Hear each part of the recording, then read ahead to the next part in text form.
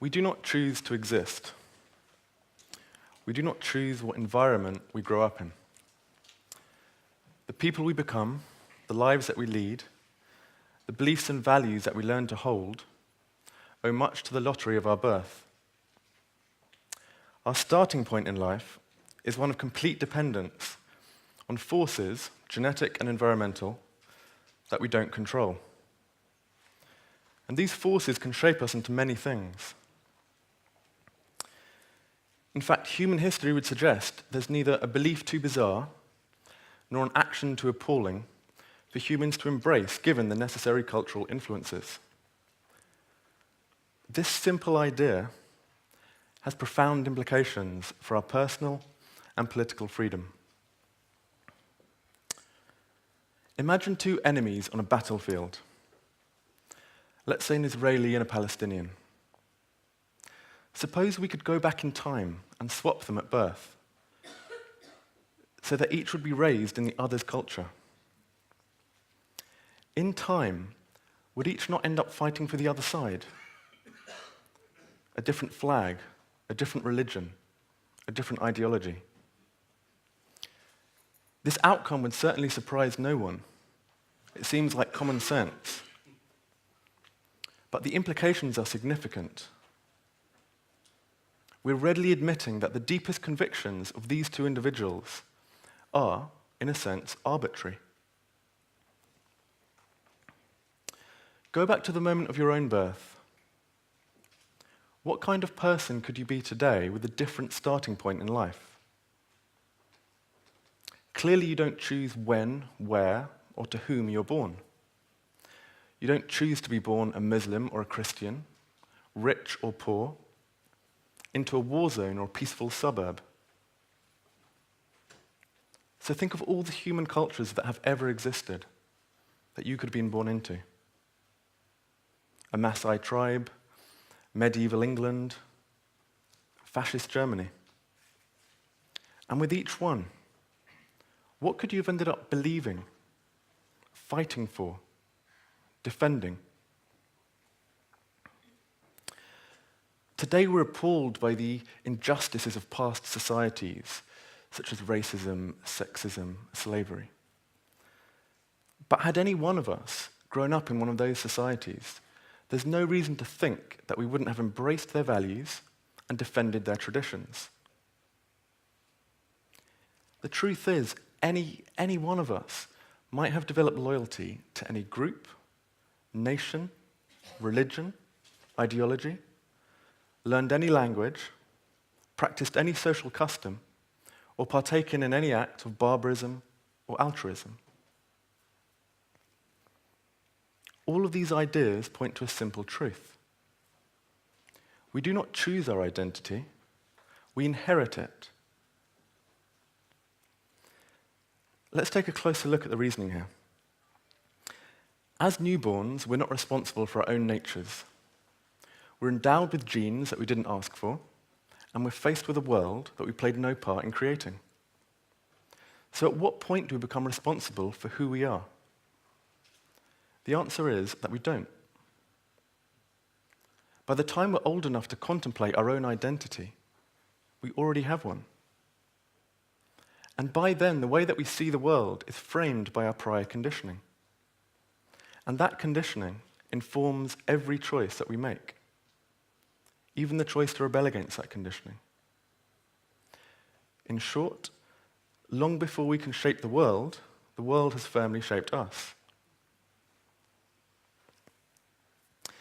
Now, people tend to get concerned at this point. One worry is that these ideas imply that we can't hold bad people morally responsible for what they do. So let's take an obvious example of a bad person, a serial killer. Is he responsible morally for his own actions, for his terrible crimes? The uncomfortable truth is that it only makes sense to view him as morally responsible if we believe he chose his own identity, meaning his own genes and his own environment. But of course, it's logically impossible to choose an identity prior to having one. And if he didn't choose his identity, he can't be truly responsible for the actions that follow from it.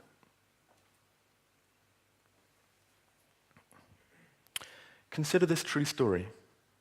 A middle-aged married man develops an overwhelming addiction to child pornography. Ultimately, this leads to a criminal conviction. But the night before his sentencing, he's rushed to hospital, complaining of severe headaches. A scan reveals a large brain tumor. The surgeons operate, they remove the tumor, and the man's behavior returns to normal. 6 months later, his paedophilic tendencies return. He goes back to his surgeon, and sure enough, a portion of the tumor has grown back. They operate again, and again his behavior returns to normal. Now, at the point when the brain tumor is first mentioned, people's attitudes towards the man change dramatically. Instead of blaming him for his actions, they now blame the tumor, which of course he didn't choose to have. But what if he hadn't had the tumor? What if his actions had simply been the result of his genes and environment? Would that make him more blameworthy? Again, the answer is no. A person no more chooses their genes and environment than they do a brain tumor. Here's a key idea. Yes, we all make choices. You all chose what to wear today. But the choices that we make are made with a brain that we didn't choose. A brain whose workings we don't even understand. Just as a computer doesn't program itself, we don't wire our own brains. Our brains are wired by the interaction between our genes and our environment. Now, this way of thinking is counterintuitive. There's a strong urge to hold each other morally accountable for our actions, to blame and punish each other for our wrongdoings. But the surprising truth is, a prisoner is no more deserving of his sentence than the judge who passes it. As the proverb says, there, but for the grace of God, go I. Now, I should be clear at this point, this doesn't mean that we should never lock up or punish certain people. Sometimes there are very good pragmatic reasons for doing so. But to place the cordon of responsibility tightly around the individual blinds us to the forces that created that individual. Think of a sickly plant lacking sufficient nutrients, light, and water. To blame that plant for its own deficiencies would blind us to the impoverished environment in which it struggles to flourish. And it's the same with people. If we judge a person or group to be ultimately responsible for an action, it blinds us to the deeper causes of that action. The confluence of economic, political, and cultural forces that allowed it to occur. Now, once we understand that we are not the authors of our own identity, it's natural to ask, well, who is? For though our entry into this world is arbitrary, the world that greets us is not. Numerous forces vie for our attention and loyalty. Our minds are a battleground of competing forces. And the outcome of this battle determines who we become and the society that we create. Sadly, the forces that win out are rarely the most desirable. Throughout history, people have been conditioned to believe in oppressive ideologies, to support destructive systems, and to believe downright lies. If we're to get beyond our conditioning, we need to question the forces that have shaped us. We need to ask, why do I believe what I believe? Why do I have the habits that I have? And crucially, whose interests do they serve? It once served the interests of monarchs to spread among their subjects the idea of the divine right of kings. It once served the interests of imperialists to spread the idea of racial superiority. Today it serves certain interests to spend $2 billion a year marketing fast food to children, at a time when child obesity is a major public health problem. And each year, I think over $500 billion is spent on advertising globally. And of course, it's not for our benefit. Research has shown that materialistic values that saturate advertising have a toxic effect on human happiness. They're correlated with higher rates of mental illness, depression, and loneliness. A striking example of this took place in Fiji in 1990. At that time, bulimia didn't exist in Fiji. But in 1995, television was introduced, mainly from the US, and laden with advertising. Within 3 years, over 12% of teenage girls had developed bulimia. Now, when we question our identities, we need to question the information that we receive. But we also need to ask, what's been left out? In classrooms around the US, children are taught to recite the Pledge of Allegiance, which links justice and liberty with the American flag. What they are not taught is that between 1945 and 2005, the United States attempted to overthrow 50 governments around the world, many of them democracies. And in the UK, how many of us learned that over the same period, Britain is complicit in the deaths of over 10 million people around the world? These examples, and many others, suggest that identities are often shaped to serve the interests of those with the power to do the shaping. Patriotism, consumerism, materialism, obedience, religious loyalty, they're not inevitable, they're learned.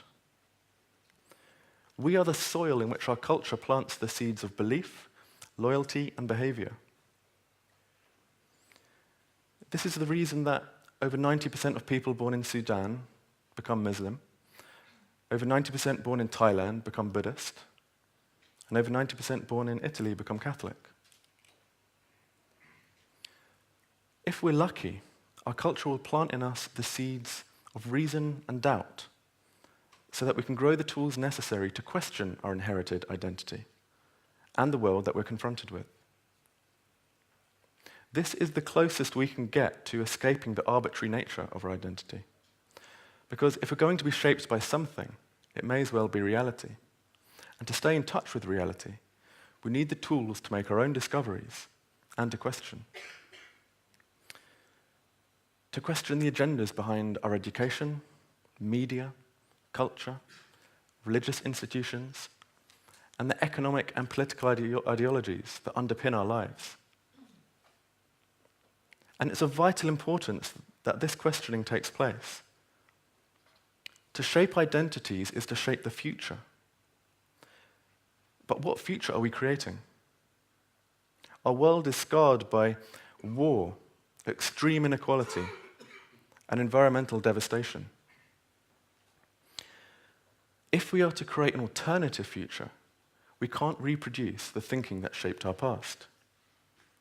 The thinking that drives our $1 one vote democracies. The thinking that places short-term profits before human welfare and the environment on which we all depend. All these ideas expose the arbitrary nature of our labels and loyalties, of the labels and loyalties that divide us from each other and from reality. They provide a potent antidote to the kinds of dogmatic worldviews that compel us to kill and die for flags, symbols, gods and governments whose connection to us is no more than accidental. Now, I've only had time to touch on a few areas of this topic. There's much more to be said. But already it's clear that this view of freedom and responsibility requires a revolution in our thinking. It's supported by decades of research in psychology and neuroscience. To my knowledge, there's not a single scientific finding that provides support for any other conclusion. But the dominant view in our world remains that each person is ultimately responsible for the choices they make. The most advanced legal systems on the planet are founded on this assumption. And it lies at the heart of the American dream, which tells us anyone can become rich, and those that do deserve it, and those that don't only have themselves to blame. As it happens, this incoherent way of thinking makes it far easier to justify inequalities of wealth, power, and opportunity. But though powerful interests may profit from this view, it has absolutely no basis in fact. Instead, understanding that we are not ultimately responsible affirms the appropriateness of compassion as a response to all suffering.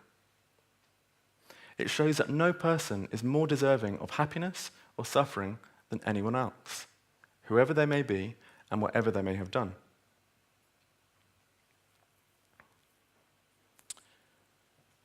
Now, all of these ideas are taken for granted when we talk about anything else in the natural world.